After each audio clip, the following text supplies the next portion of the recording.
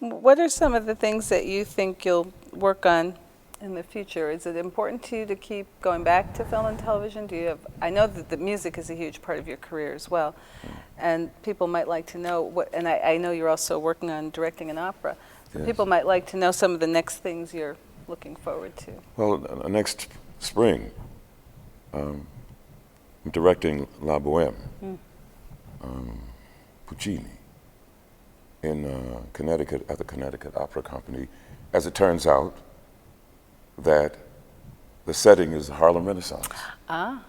So this is all, again, we can talk about it in color. Mm-hmm.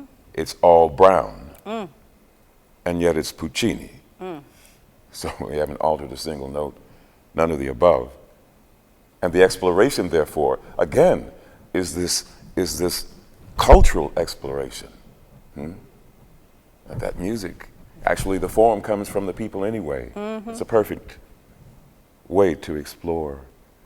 And this CD that I've been working on forever, eventually. Whether film and or television come again, I don't know. I just don't know.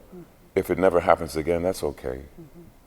It was okay before. I didn't seek it, actually. I actually wanted to find out, the first series I did, it was like a postgraduate study on how television works. I wanted to know firsthand. And was that on Spencer for Hire? Spencer for Hire. And it didn't take long to figure it out. And what was it like to move from there to take that Hawk character to his own series? Well, again, I didn't seek that. They canceled the show, and then in the same breath said, well, to the producers, we'll give you the Hawk character. What's interesting about that is that again, in this expression, and the people know it by now, you could call me, before it was called militant, maybe it is now, angry black person, angry male, urban something, all these labels of things, when in fact, it's not that at all.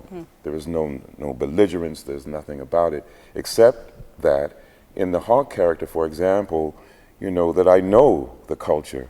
Yes. That I know what this rhythm is, and I'm insisting that wherever I go, just because I'm being paid, I'm not going to cleanse myself of all those things. Rather, I'm going to go further, right? As far as I can, without destroying or interfering with the larger context. And so, when I was doing Hawk, and I talked about the spinoff, I say, well, this is the first time anyone asked me, but I'm saying this is a contemporary mythological brown hero. Ah. So they said, what?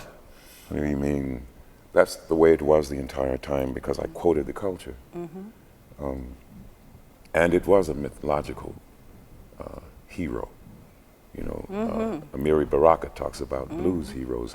That's who Hawk is. Who was. That's who Hawk was. And I think you had some support from our own Calvin Hernton when you were doing that. Yes, Calvin show, Hernton, who taught here for many years. Yes, who was my mentor, my brother, Yes. You know what Yes. I mean?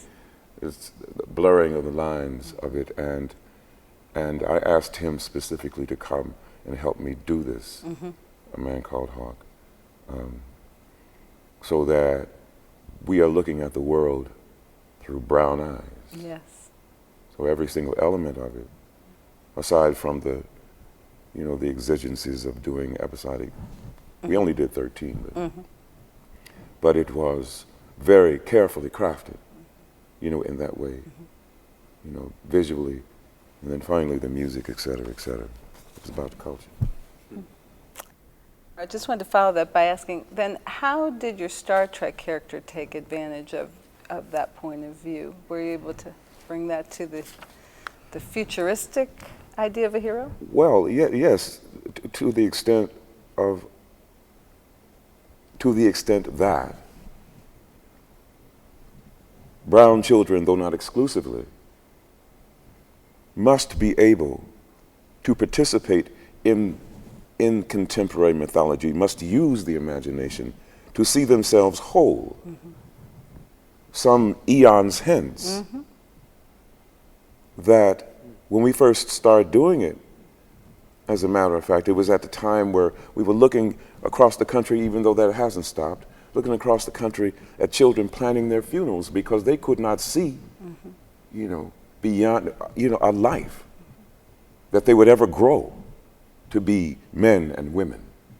And if so, be whole, as a matter of fact, let alone 400 years from now. So that was principally the reason that I consented to do it.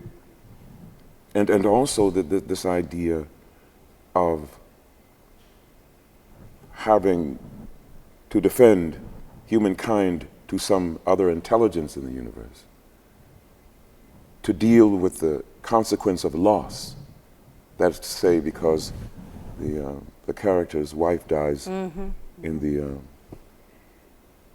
the pilot episode of it, and therefore he has to raise a child, indeed a male child, alone.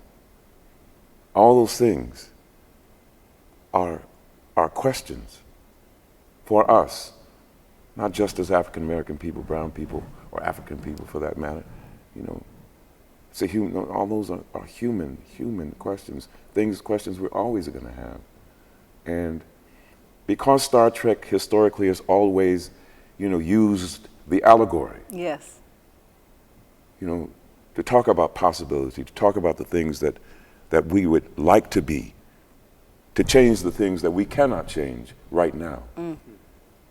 But without Star Trek, you know, maybe we don't have cell phones now. But I mean, the important thing, the most important thing is about imagination and the power of imagination. You know, and Chinua Achebe talks about imagination and the gift of imagination. He's not the only one. I mean, he talks about two kinds of. And one is a beneficent fiction, and the other is malignant fiction. So we can choose which thing we want to do. We can talk about what's possible. We can split the atom and sooner find the cure for cancer and surgeries and all that thing before we decide we're going to blow the world up. You know what I mean? I do.